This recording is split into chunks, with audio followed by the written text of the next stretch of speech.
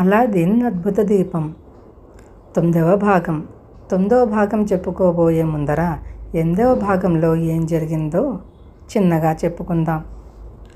అద్భుత దీపం సహాయంతో రాజకుమార్తెను పెళ్లాడి అద్భుతమైన భవనంలో హాయిగా జీవిస్తున్న అలాదీన్కు అనుకోకుండా కష్టకాలం దాపరించింది. అతను వేటకు వెళ్ళిన సమయంలో మరొక మాంత్రికుడు వచ్చి అలాదీన్ భార్యకు కొత్త దీపం ఇచ్చి అద్భుత దీపాన్ని తీసుకుని దాని సహాయంతో అలాదీన్ భవనాన్ని రాజకుమార్తెను కూడా తన దేశానికి తీసుకుపోయాడు. రాజు అలాదీన్పై ఆగ్రహించి తన కుమార్తెను 40 రోజులలోగా తెచ్చి చూపకపోతే తల తీయిస్తానన్నాడు. అలాదీన్ ఆ నగరం విడిచిపోయాడు. అలాదీన్ వెళ్ళగా ఒక నది వచ్చింది. దాన్ని చూడగానే అతనికి అందులో దూకి ఆత్మహత్య చేసుకుని తన కష్టాలు అంతం కావించుకోవాలనిపించింది. ఎందుకంటే తన భార్య ఎక్కడ ఉన్నది అతనికి తెలియదు. ఆమె కోసం ఎలా వెతకటం? అయితే మరుక్షణమే తన తప్పు తెలిసి వచ్చింది.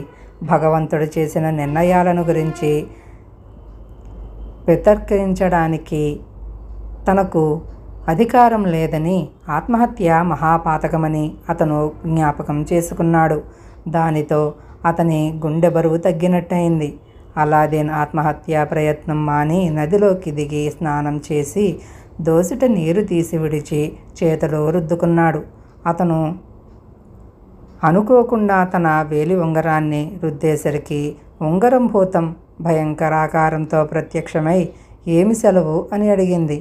అలాదీన్ మొదట నిర్ఘాంతపోయి తర్వాత తెప్పరిల్లుకొని పరమానందంతో, ఓ భూతమా, నా భవనాన్ని, అందులో ఉన్న నా భార్యను తిరిగి నాకు చేర్చు అన్నాడు. దీపం భూతాన్ని ధిక్కరించి, నేనా పని చెయ్యటం సాధ్యం కాదు యజమాని అని చెప్పాడు. అలా అయితే కనీసం నన్ను నా భార్య ఉండే ఇంటి వద్దనైనా దిగబెట్టు అన్నాడు అలాదీన్. అతని మాట అతని నోట ఉండగానే ఉంగరం భూతం అతన్ని మొరాకు తీసుకుపోయి అతని భవనం పక్క దింపింది. సరిగా అదే సమయానికి ఏ దేవుడో ప్రేరేపించినట్టుగా ఒక దాసీది కిటికీ తెరిచి రాజకుమార్తెతో, అమ్మగారు, ఈ సాయంకాలం ఎండలో తోట ఎంత అందంగా ఉందో చూసారా అన్నది. ఇంతలోనే దాసీకి అలాదీన్ కనిపించాడు. అది గట్టిగా కేకపెట్టి, అమ్మా, అరుగో అయ్యగారు అన్నది. రాజకుమార్తె కిటికీ వద్దకు పరిగెత్తుకు వచ్చింది.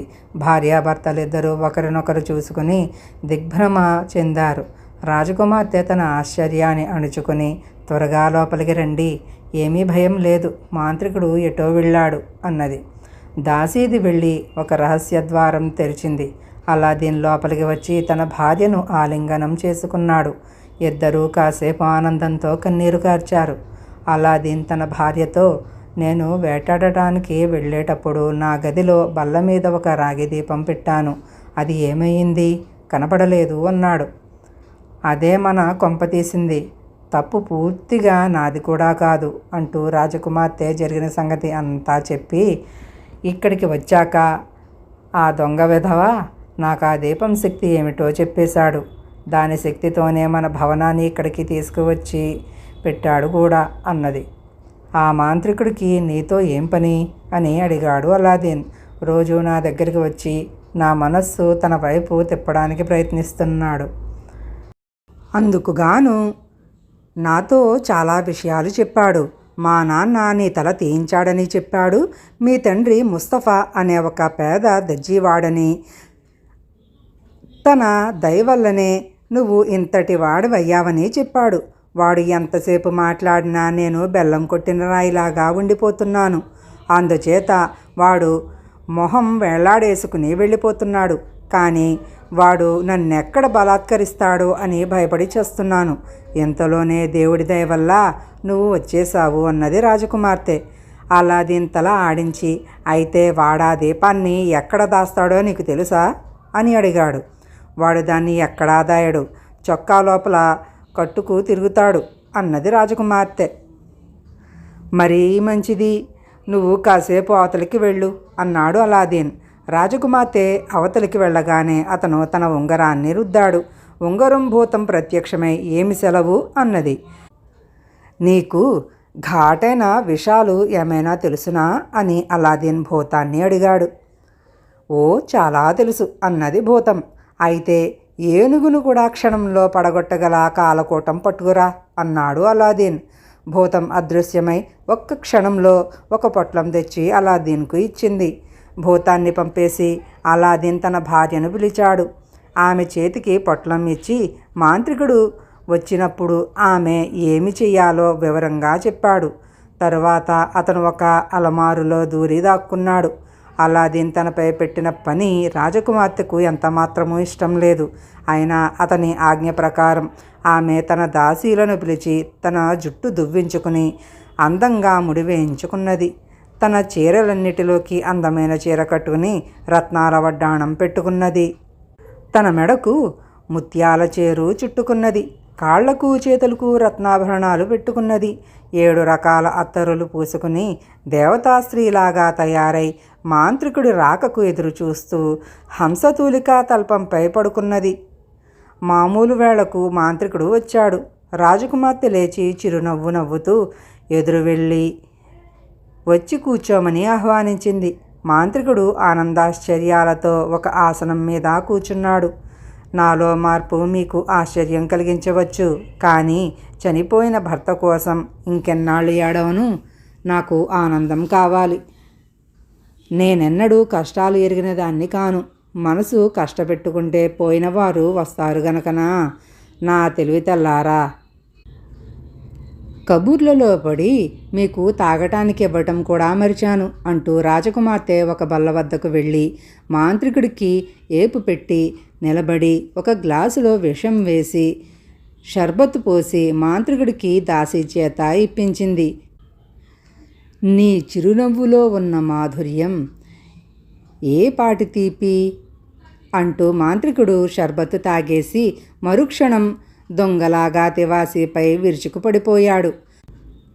మాంత్రికుడు పడిపోయిన చప్పుడు వినగానే అలాదీన్ తాను దాగి ఉన్న చోటు నుంచి బయటికి వచ్చాడు. మాంత్రికుడు ప్రాణాలు పోయినట్టు రూఢీ చేసుకుని ఆయన చొక్కా లోపల నుంచి అద్భుత దీపాన్ని పైకి తీశాడు. తరువాత అతను తన భార్యను అవతలికి పంపి దీపాన్ని రుద్దాడు. భూతం ప్రత్యక్షమై ఏమి సెలవు అని అడిగింది. ఈ భవనాన్ని ఉన్నపాళంగా యథాస్థానానికి చేర్చు అన్నాడు అలాదీన్. మరుక్షణం అలాదీన్ భవనం యథాస్థానం చేరుకున్నది. అలాదీన్ రాజకుమార్తెను పిలిచి, మనం మళ్ళీ ఇంటికి వచ్చేశాం, కానీ ఈ రాత్రి వేళ మీ నాన్నను చూడటం అంత బాగుండదు, రేపు చూద్దాం అన్నాడు. ఎడబాటు కలిగినాక ఆ భార్యాభర్తలు నిద్రాహారాలు విసర్జించారు. ఇప్పుడు వారిద్దరూ సుఖంగా భోజనం చేసి నిశ్చింతగా నిద్రపోయారు. మర్నాడు తెల్లవారింది. తెల్లవారుతూనే తన కూతురి కోసం ఒక శోకం పెట్టడం రాజుగారికి అలవాటు. ఆయన కిటికీలోంచి బయటకు చూసేసరికల్లా అలాదీన్ భవనం యథాస్థానంలో కనిపించింది. ఆయన సంతోషంతో పిచ్చివాడిలాగా అయిపోయి పరిగెత్తుకుంటూ వెళ్ళి అలాదీన్ భవనాన్ని చేత్తో తాకి చూశాడు. అది భ్రమ కాదు. భవనం చేతికి గట్టిగానే తగిలింది. ఆయన మెట్ల మీదుగా దూకుతూ వెళ్ళి అలాదీన్ తన కూతురు ఉన్న చోటు చేరుకుని తన కూతుర్ని ప్రేమతో కౌగిలించుకుని ఆనంద బాష్పాలు రాల్చాడు. అమ్మా, నిన్ను మళ్ళీ ఎప్పటిలాగా చూస్తాననుకోలేదు. పైకి కనిపించకపోయినా నువ్వు చాలా యమయాతన అనుభవించి ఉండాలి. నన్ను విడిచి ఒక్క క్షణం ఉండలేవు గదా. ఏం జరిగిందో విపులంగా చెప్పు అన్నాడు ఆయన తన కుమార్తెతో.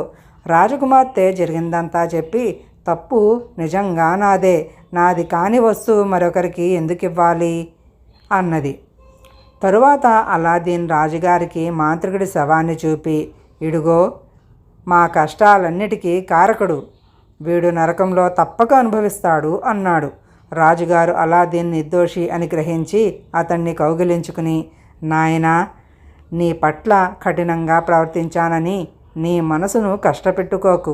నాకు మా అమ్మాయి అంటే అంత ప్రాణం. ఆ విషయం ఇతరులు గ్రహించినా గ్రహించకపోయినా నువ్వు గ్రహించాలి. దానికోసం నేను రాజ్యమైనా ఇచ్చేస్తాననుకో అన్నాడు. మీ తప్పేమీ లేదులేండి. నా మూలానే మీ కుమార్తె పోయిందనుకున్నారు. ఒక విధంగా అది నిజమే కూడాను. ఎందుచేతనంటే మాంత్రికుడు అద్భుత దీపం మీద కన్ను వేసి ఉంచుతాడని, ఏదో మాయోపాయం చేసి దానిని సంగ్రహించుతాడని నేను ముందుగానే ఊహించి తగు జాగ్రత్త పడవలసింది. నా చరిత్ర అంతా తీరుబడిగా మీకు చెబుతాను. అప్పుడు కానీ మీ మాంత్రికుడి దుర్మార్గం మీకు బోధపడదు. ముందు ఈ దుర్మార్గుడి శవాన్ని వదిలించుకో అన్నాడు రాజు. అలాద్దీన్ తన సేవకులను పిలిచి ఈ శవాన్ని పిడకల పోగుపైన పెట్టి దహించి బూడిదను మురుకు చెరువులో వేయించండి అని వారికి ఉత్తర్విచ్చాడు. ఈ వార్తలు నగరంలో తెలిసాయి. అలాద్దీన్ క్షేమంగా రాజకుమార్తెతో తిరిగి వచ్చినందుకు ప్రజలు సంతోషించారు. మాంత్రికుడి దహన సంస్కారాన్ని వేడుకగా చూడటానికి వారు గుంపులు గుంపులుగా వచ్చారు. రాజుగారు నగరమంతటా ఉత్సవాలు జరపమని చాటింపు వేయించారు. ఖైదీలందరినీ విడిచిపెట్టారు. పేదలకు దాన ధర్మాలు చేశారు. ఆ రాత్రి 2 భవనాలలోనూ దీపాలు అలంకరించి వైభవంగా బాణాసంచా కాల్చారు. మళ్ళీ అలాద్దీన్ కష్టాలు గట్టెక్కాయి. అతను తన భార్యతోనూ వృద్ధురాలైన తల్లితోనూ సుఖంగా జీవించసాగారు. కథ ఇంకా ఉంది.